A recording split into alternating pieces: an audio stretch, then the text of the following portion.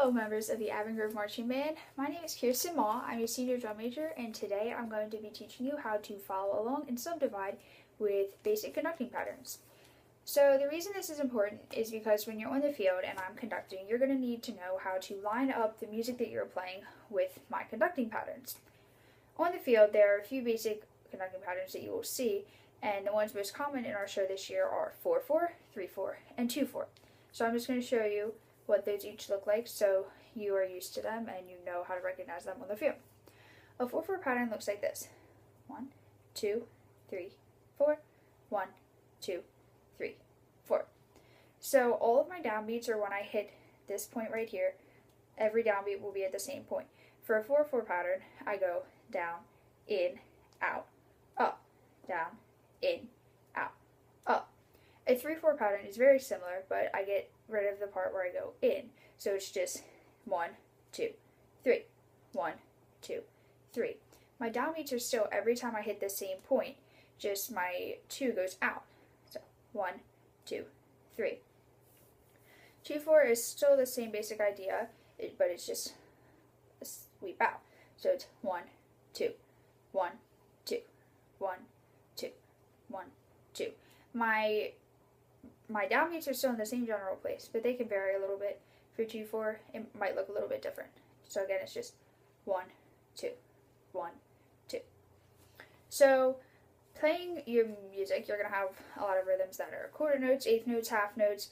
So it's important to know how to subdivide and how to count your rhythms by lining them up with my hand and with the subdivisions of my pattern.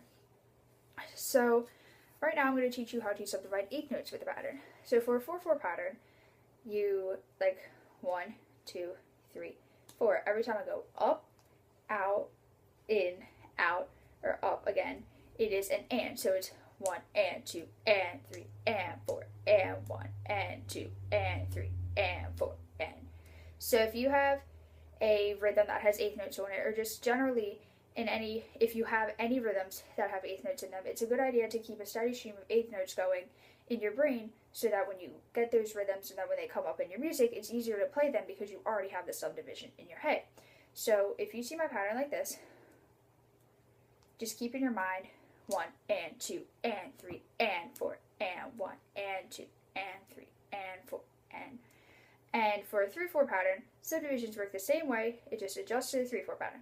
So 1, 2, 3, so it's 1 and 2 and 3 and 1 and 2 and 3 and.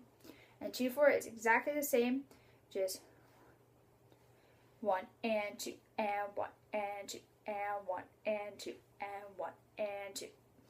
So like I said, it's important to keep subdivisions going in your head so that when the rhythms come up in the music, you don't have to rush to subdivide or you're not off with the rest of your section.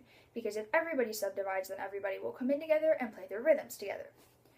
So another important skill to know that has to do with conducting patterns is how to march in time with these patterns. So like I've said before, every time I go down, it's a downbeat. 1, 2, 3, 4. So that is your beat. That is your quarter note. If we're in 4-4, you'll have 4, 3-4, you'll have 3. And then you want to put your feet in time with every downbeat. So every time I hit like this, 1, 2, 3, 4, you want to take one step. That is for single time. There will be times where we have cut time or double time, but that is something that we will explain later on in the season. I hope this video has helped you guys, and if you have any questions concerning this topic, you can come and see me, talk to me, or talk to any of the instructors. Thank you!